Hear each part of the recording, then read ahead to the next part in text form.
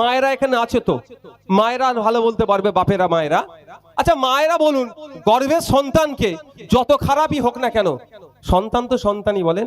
তেজ্য পুত্র করে দিল, সন্তানের প্রতি একটা আলাদা টান থাকে না মা বাবার?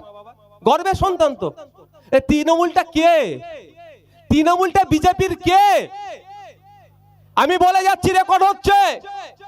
মমতা ব্যানার্জি কিছু বললি আমার নামে নোটিশ পাঠিয়ে দেয়।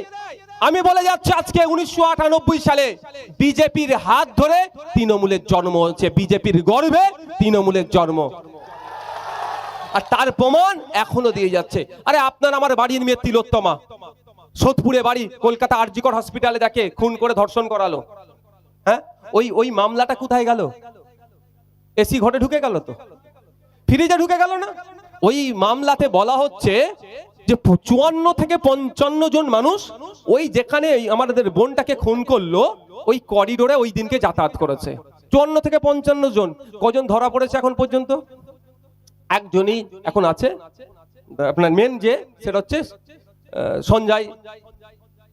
সঞ্জয় রায় না কি নাম আছে।